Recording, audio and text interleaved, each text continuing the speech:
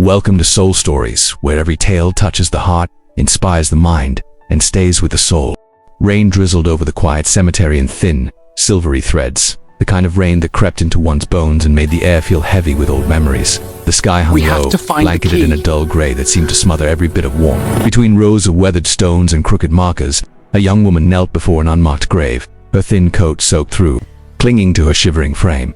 Her shoulders trembled not just from the cold but from the weight of something deeper, something years heavy. A wilted flower rested in her hand, its stem nearly broken, its petals bruised. Still, she held it as gently as if it were the last fragile hope she possessed. With a slow breath, she pressed it against the wet soil, her fingers lingering on the earth as though it might somehow pulse back with answers. Her quiet sobs blended with the pattering of rain, creating a rhythm of sorrow that echoed through the lonely cemetery. She bowed her head, whispers escaping her lips, fragments of gratitude, apology, and longing, all tangled together. Whatever hurt she carried had clearly followed her here, refusing to loosen its grip.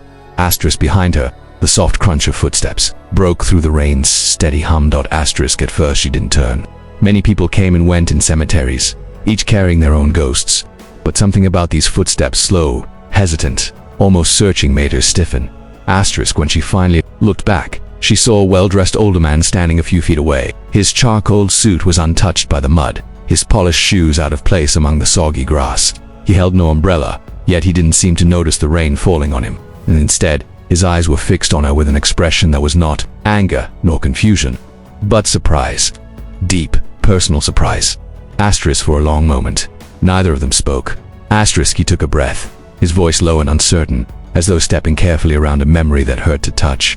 That's my wife's grave, he said gently. His gaze drifted to the unmarked stone, and something in his face tightened, grief mixed with something else, something unreadable. The young woman's breath caught.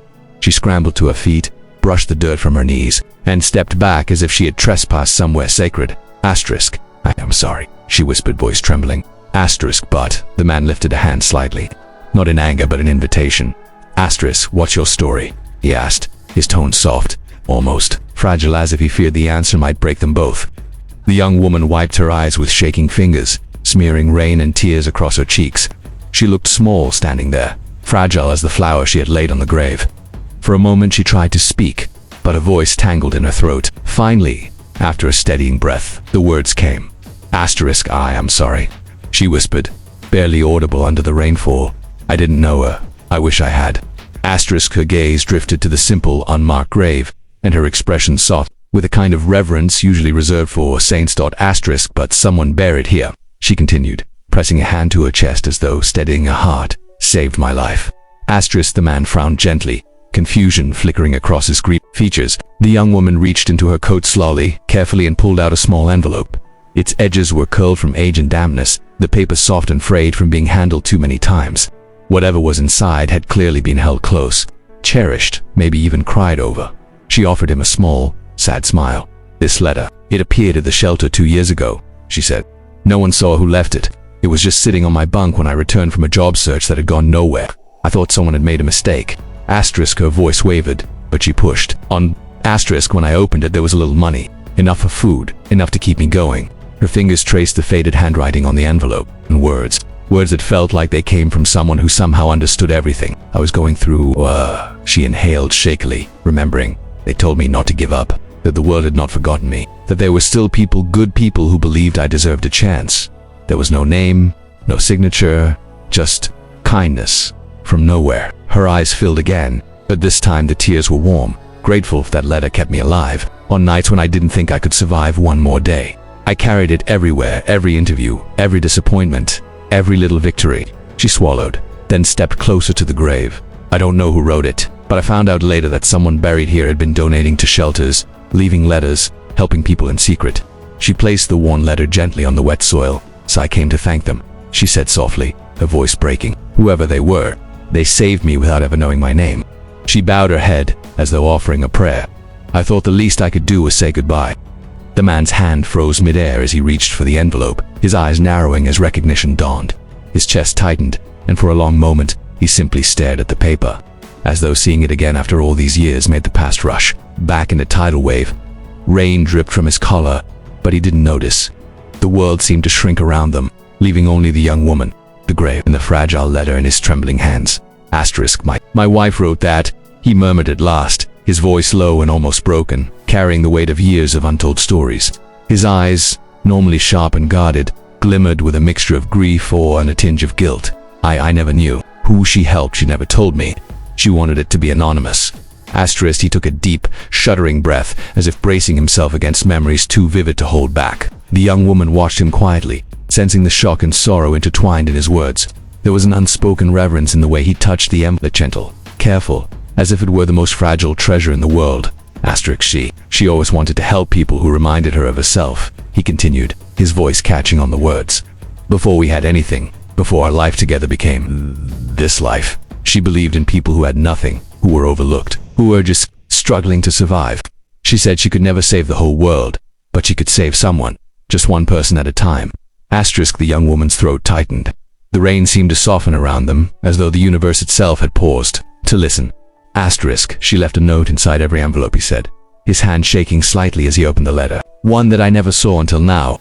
She asked that, if the person ever came to find her, they should meet her loved ones, me, so that her kindness could continue.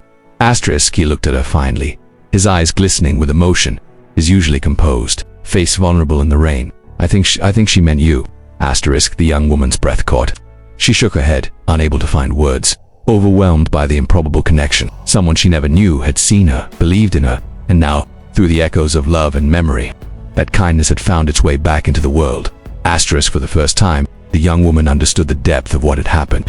It wasn't luck or coincidence. It was intention, compassion, a quiet, unwavering belief in her worth. Asterisk, the millionaire straightened slightly, still holding the letter, and gave her a small, hesitant smile. She wanted to change lives, and somehow, without knowing it, she changed yours.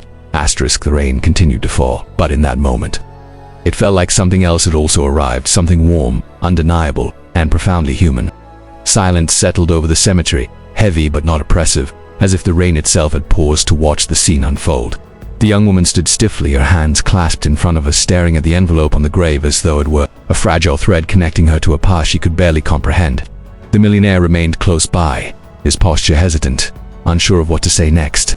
Neither of them moved at first, as if they were both waiting for the other to break the quiet.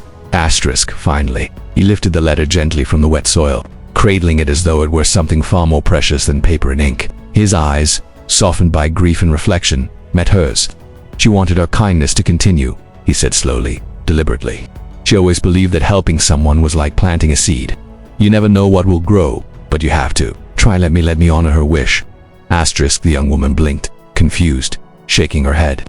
I didn't come for help, she said softly. Her voice trembled, not with sadness, but with the weight of emotion she hadn't expected to carry. I came to thank her. That's all.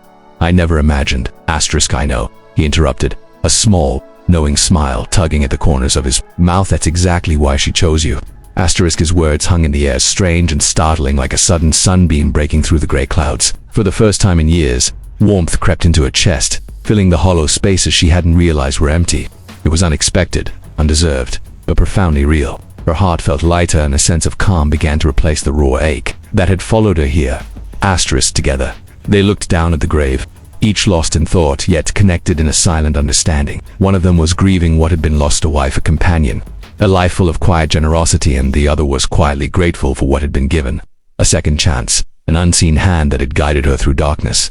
The air smelled of wet earth and rain, but beneath it was something else, something faint and almost electric, like possibility. Asterisk, the millionaire straightened, placing the letter gently back on the grave. She wanted her kindness to live on, and now, he said softly, his gaze shifted to the young woman. I think she would be very proud of you. Asterisk, she nodded, a small, trembling smile breaking across her face. Together they stood in the rain, letting the moment stretch, allowing grief and gratitude to coexist. In that quiet, sacred space, something subtle but profound began. A new beginning, not dictated by past sorrows, but shaped by hope, connection, and the enduring power of one selfless act. Asterisk, for the first time in a long while, the cemetery didn't feel lonely. Asterisk, it felt like the start of something beautiful.